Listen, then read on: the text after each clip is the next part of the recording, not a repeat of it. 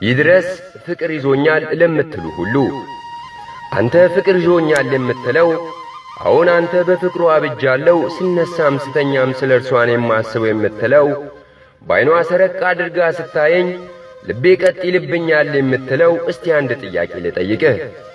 አያድርገውና በመጀመሪያ ያያት ቀን ያፈዘዘ አይኗ ቢፈስ ቀልብን ስቦ ያስደነገጠክ መልኳ ቢጠቁርና ቢጠፋ እስከ ወገቧ የረዘመው ጸጉሯ ቢቆረጥና አቅርባት ጓደኛ ካደረካት በኋላ የወደድክላት ጸባዋና ሥርዓቷ ተለውጦ ክፉና ደረቅ ብትሆንብህ አንጀትን ያርሰው የነበረው አረማመዷና ቅልጥፍናዋ በበሽታ ተቀምጦ አልጋ ላይ ሆና ብታቃስት አሁንም ከእርሷ ጋር ትሆናለህን?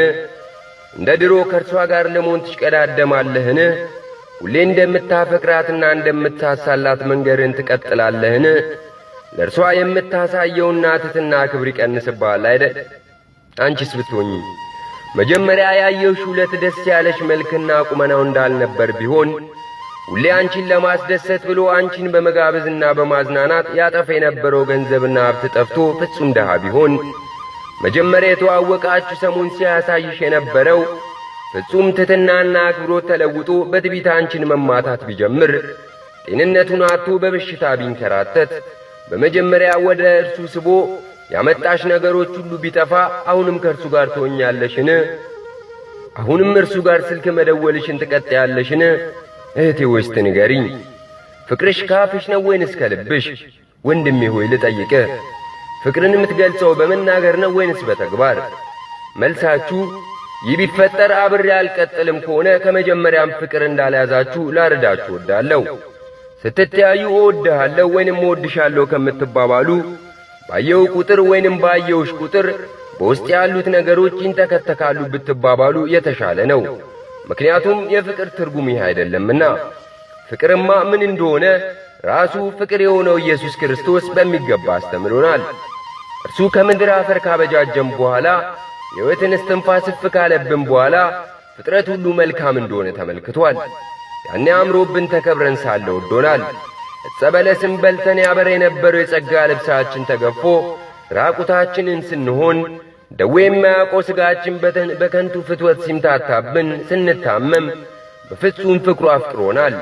ይተወን ዘንድ ስላልቻለ ፍቅርን ፍቅር ከዙፋኑ ስቦ ስለ እኛ እስከ ሞት አደረሰው። ታመን በኃጢአት አልጋ ተኝተን ሳለ ከጎናችን ሳይለይ ያስታመመን አምላካችን ነው። እስከ መጨረሻው ድረስ በኃጢአት የከረፋነውን ሳይጠየፍ ተጠግቶ ቁስላችንን በቁስሉ ያከመን መድኃኒታችን ኢየሱስ ክርስቶስ ነው። ሊያክመን መጥቶ እንኳን እኛ አልተቀበልነውም። ቁስላችንን ሳይጸየፍ የቀረበንን ፈጣሪያችንን መታ ነው። ኑ ላድናችሁ ሲለን በመስቀል ላይ ሰቀልነው። ሐኪሙን የሚሳደብን የሚማታ በሽተኛ እንደምን ያለ ነው! የበሽታውን ስድብና ድብደባ ታግሶ በትጋት የሚያክም ሐኪም እንደምን ያለ ነው! ለዚህ ሳንክሮ ይገባል። ወዳጄ ሆይ ፍቅር በደስታ ጊዜ ኖሮ በሐዘን ጊዜ የሚጸና፣ በደስታ ጊዜ አብቦ በደዌ ጊዜ የሚፈካ፣ በሰላም ጊዜ ተኮትኩቶ በጭንቅ ጊዜ የሚበቅል ረቂቅ አምላክ ስጦታ ነው። ታዲያ ወዳጄ ሆይ በፍቅርሽ ተይዣለሁ ያልካት ሚስትህ ያማረ መልኳ በድንገት ቢጠፋ ብለህ የምትጨነቅ ከሆነ እንዴት ወዳታለሁ ልትል ትችላለህ? ጤናዋን አጥታ አልጋ ላይ ብትተኛ ጥላት ለመሄድ የምታስብ ከሆነ እንዴት ወድሻለሁ ልትላት ትችላለህ? እህቴ ሆይ አንቺስ ብትሆኚ ጸባዩ እንዳለ ተለውጦ ቢንቅሽና ቢያቃልልሽ ትተሹ ለመሄድ የምታስቢ ከሆነ እንዴት አይኑን እያየሽ እወድሃለሁ ትይዋለሽ? ቢመታሽ እንኳን ምቱን ታግሰሽ እርሱን ለማከም ካልፈቀድሽ እንዴት አፈቅራለሁ ትይዋለሽ? ፍቅር ይታገሳል። የማትታገሱ ከሆነ እንዴት ፍቅር ይዞኛል ትላላችሁ? አምላክ ያሳየንም ፍቅር ለሌሎች በመስጠት ክርስቶስን ልንመስል ይገባናል። እህቴ ሆይ ወዳጅሽ በክፉ ሱስ ተጠምዶ በትዕቢትና በንቀት ልቡ ተነድፎ ቢያንቋሽሽሽ ለእርሱ የምትሰጪው ፍቅር እንዲጎድል አትፍቀጂ። የፈለገ ተለውጦ የማታውቂ ሰው ቢሆንብሽ ለእርሱ የምትሰጪውን እንክብካቤ በትጋት ፈጽሚ።